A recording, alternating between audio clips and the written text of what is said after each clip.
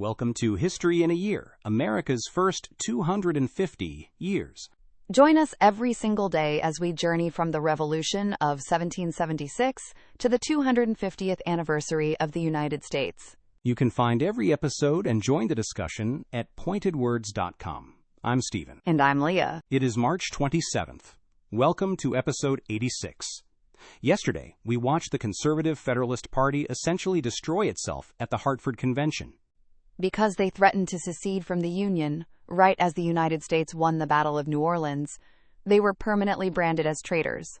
The party of Alexander Hamilton completely collapsed. And that created a political situation that we have practically never seen again in American history. A one-party system. In the election of 1816, the Democratic-Republican candidate completely steamrolled the opposition. And the man who won the White House was James Monroe. James Monroe is a fascinating transitional figure. He was the very last American president from the Founding Father generation. He had literally crossed the icy Delaware River with George Washington, and he still had a musket ball lodged in his shoulder from the Battle of Trenton to prove it. While the rest of the country was wearing modern 19th century trousers, Monroe still walked around Washington, D.C. wearing a powdered wig, knee breeches, and a tricorn hat.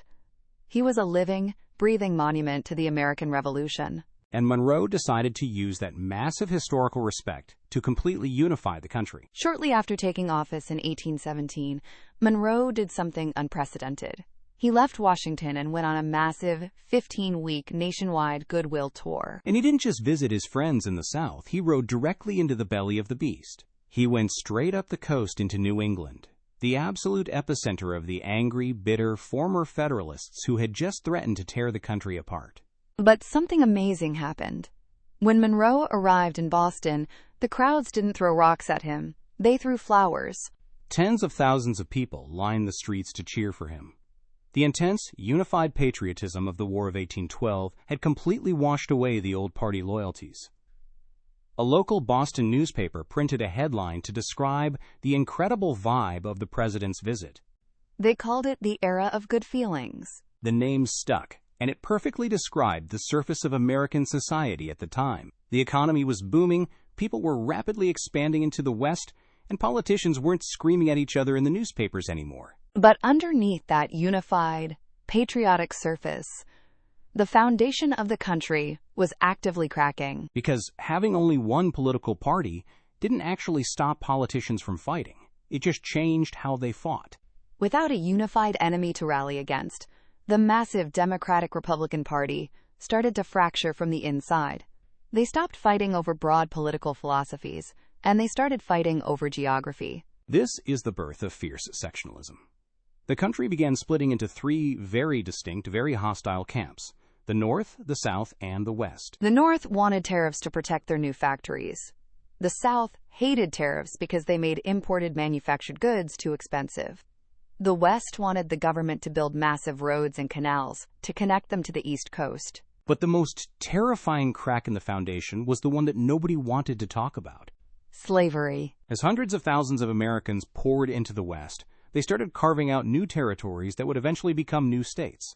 And every single time a new territory asked to join the Union, the exact same explosive question was asked in Congress. Will this be a free state or a slave state? The era of good feelings was ultimately an illusion. The old political parties were dead, but the regional hatreds that were replacing them were infinitely more dangerous. The United States was slowly, quietly drawing battle lines on a map. But James Monroe was determined to steer the ship through the calm waters for as long as he could. And to do it, he built one of the greatest presidential cabinets in history. Join us tomorrow for episode 87, President James Monroe. We look closer at the man behind the powdered wig. We explore the brilliant, volatile team of rivals he assembled to run his government, including John Quincy Adams and John C. Calhoun, and how his administration boldly declared to the empires of Europe that the Americas were officially closed for business. I'm Leah. And I'm Stephen. You can find every episode at pointedwords.com, and this is our story.